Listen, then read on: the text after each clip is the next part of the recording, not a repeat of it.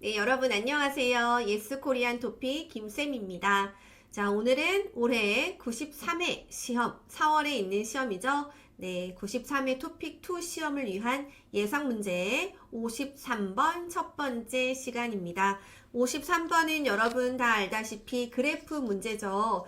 제가 수업할 때 가장 많이 이야기하는 게 쓰기 51번부터 54번 중에 53번이 개인적으로는 가장 쉽다고 생각한다. 그러니까 30점이나 되니까 여러분 포기하지 마세요 라고 이야기 많이 합니다. 왜냐하면 그래프에서 가장 중요한 건 뭐예요? 여러분들이 그래프에서 나오는 표현을 정확하게 외워서 쓸 수 있나? 그 부분이 굉장히 크기 때문에 좀 그래도 열심히 노력한 친구들은 어느 정도의 점수는 받을 수 있어요. 그러니까 나 숫자 싫어 이건 뭐야 이렇게 생각하지 말고 나는 53번에서 꼭 좋은 점수를 확실하게 받을 수 있도록 하겠다 이런 마인드로 하면 좋고요. 또 몇 번 연습하다 보면 여러분들이 53번을 잘 해요. 좀 디테일한 거는 조금 부족할 수도 있지만 그래도 많은 학생들이 53번 어렵지 않게 생각하고 잘 하니까 여러분들도 우리 오늘도 같이 공부 열심히 해보면 좋겠습니다. 자, 제가 먼저 여러분 53번 예상 문제 첫 번째 게시판에 업로드 했죠. 미리 해본 친구들도 있겠죠? 그럼 오늘 선생님하고 같이 공부해 보도록 합시다. 자, 이런 문제였죠. 모바일 리셀 시장이라고 되어 있습니다, 여러분. 자, 리셀 시장이라는 말을 몰라도 사실 이 문제를 쓰는 데는 큰 문제는 없어요.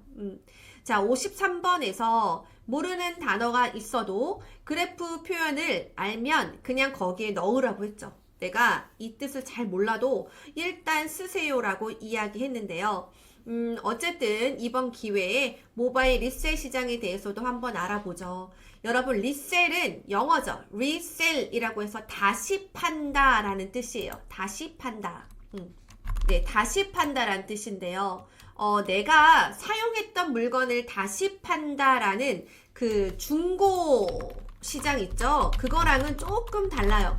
요즘 나오는 그 모바일 리셀 시장하고는 우리가 쓰던 물건을 다시 파는 그런 중고 시장하고는 조금 느낌이 다릅니다. 선생님이 말하는 리셀 시장은 뭐냐면 여러분들이 물건을 사죠. 그러면 그것을 다시 파는 건데 보통 어떤 물건이냐면 명품, 여러분들 알고 있는 뭐 샤넬이라던가 특히 에르메스 같은 이런 명품을 이야기해요. 왜냐면 에르메스는 여러분이 사실 구입하기도 힘들고 아무나 돈이 있다고 살 수 있는 명품 가방은 아니잖아요. 그래서 어떤 사람이 에르메스를 샀어. 그러면 그 살 수 있는 과정이 너무 복잡하기 때문에 이것을 다시 되팔았을 때, 리셀이 한국말로 하면 되팔다거든요. 네, 리셀이 한국말로 하면 되팔다니까 다시 팔았을 때 오히려 내가 사는 가격보다 뭐 20% 이상 돈을 더 받는다거나 그래도 사람들이 산다는 거예요. 그게 리셀이라고 하고요. 또 예를 들어서 여러분 예전에 GD가 만든 그 나이키 운동화가 있었죠. 이것도 GD가 디자인했기 때문에 내가 사고 싶어도 살 수 있는 신발은 아니었어요. 이런 것처럼 선생님 만약에 힘들게 GD 신발을 구했어요. 그러면 그거를 팔 때는 더 플러스 해가지고 팔 수 있다라는 거예요. 이게 바로 리셀 시장이고 특히 모바일 리셀 시장에 플랫폼 있는데 그것을 사용하는, 그것을 이용하는 사람들이 점점 늘고 있다. 네, 그 이야기입니다. 자, 그러면 여러분 이런 53번 그래프 문제가 나왔을 때 여러분들이 가장 먼저 써야 하는 건 뭐죠? 네, 라이브 수업을 했다면 여러분들이 정말 빨리 이야기했을 것 같은데 자, 여기에 있는 뭐예요? 네, 조사 기관부터 써야 되죠. 조사기관. 조사기관 어떻게 써야 하나요? 자, 이렇게 써야 되죠. 조사기관은 코리안 서베이라고 되어 있습니다. 그래서 코리안 서베이에서 알죠? 무엇을? 자, 타픽을 쓰는 거죠. 타픽은 여기에 있습니다.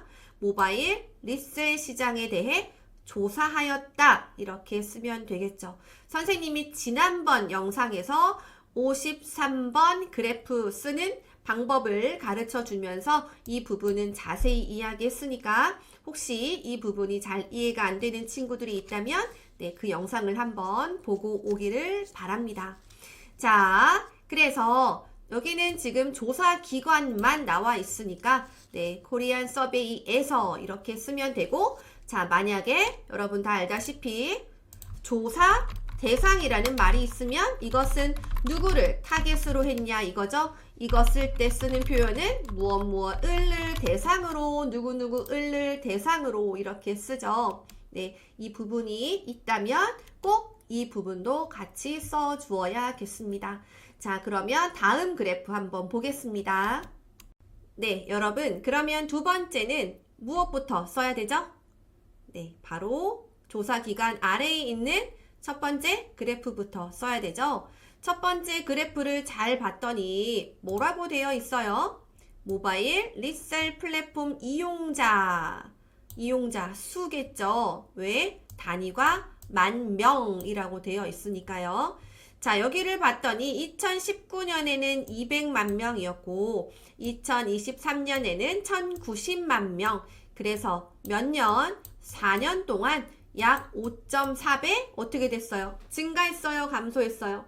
네, 증가했죠. 이 부분을 다 써줘야 돼요, 여러분. 자, 그러면 이렇게 쓸 수 있습니다. 조사 결과에 따르면 모바일 리셀 플랫폼 이용자는 2018년, 네, 여기 2019년으로 바꿔야 되겠네요. 2019년 200만 명에서 2023년 1,090만 명으로 몇 년? 4년간 또는 4년 동안 약 5.4배 증가한 것으로 나타났다. 그래서 조사 결과에 따르면 무엇은 것으로 나타났다. 이렇게 많이 쓰죠. 또는 늘어난 것으로 나타났다. 또는 는 것으로. 그쵸? 그런데 보통 증가한 것으로 나타났다. 네, 처음 increase란 뜻이 나오면 증가하다를 보통 많이 쓰죠. 그래서 이렇게 첫 번째 그래프 정리해 볼 수 있겠습니다, 여러분. 그래서 이 그래프에 있는 내용은 하나도 놓치지 말고 다 쓰는 게 좋습니다. 그래서 여기는 는이라고 쓰는구나. 여기는 에서, 그리고 여기는 으로. 네, 이런 것들을 잘 기억을 해두면 좋겠어요. 자, 그러면 그 다음으로는 옆에 있는 원인을 써야겠죠? 한번 같이 보겠습니다. 자, 왜 이렇게 증가를 많이 했을까? 뭐가 증가했어요? 왜 이렇게 이 플랫폼 이용자 증가가 왜 이렇게 증가했을까? 이유를 봤더니 첫 번째는 한정판 제품을 가질 수 있다. 네, 한정판이 뭐예요? 리미테이션을 말하죠. 내가 구하고 싶어도 더 이상 구할 수 없는 그 제품을 한정판 제품이라고 합니다. 이게 한정판일수록 사람들이 더 갖고 싶은데도 갖지 못하기 때문에 그 가격이 굉장히 비싸죠. 그래서 어떤 신제품이 나왔을 때도 한정판이에요 이렇게 이야기하면 사람들이 더 많이 사려고 하죠. 그리고 두 번째는 선호하는, 내가 좋아하는 브랜드나 가수의 상품, 아까 이야기했던 GD의 그 신발과 같은 그런 가수의 상품을 내가 더 자주 볼 수 있죠. 접할 수 있어서라고 되어 있습니다. 자, 그러면 이유를 쓰는 방법 한번 볼 건데요. 사실은 이유 쓰는 방법 굉장히 많죠. 그래서 오늘은 2가지 정도 준비해 봤어요. 한번 읽어 보겠습니다. 이처럼 모바일 리셀 플랫폼 이용자가 증가한 원인은 2가지가 있다. 우선 한정판 제품을 가질 수 있기 때문이다.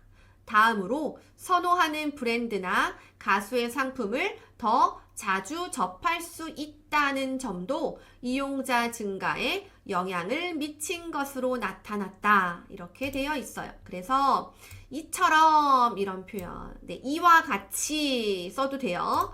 이처럼 또는 이와 같이 모바일 리셀 플랫폼 이용자가 증가한 원인은 이렇게 두 가지로 나누어서 썼어요.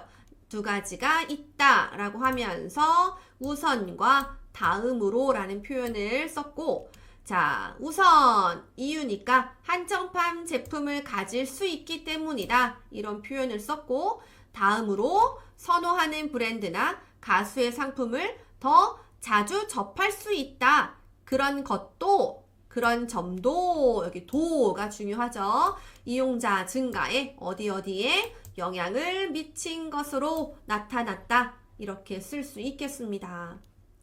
자, 그러면 다음 어떤 표현으로 썼나요? 또 볼게요. 이처럼, 이번에는 1번과 2번을 같이 썼습니다.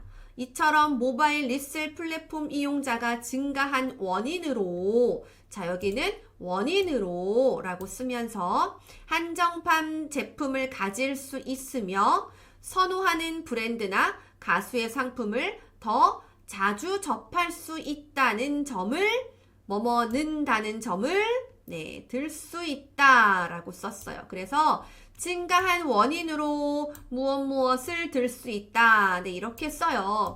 들 수 있다와 같은 뜻은 꼽을 수 있다. 이런 표현 들어봤나요? 네, 이렇게도 쓰죠.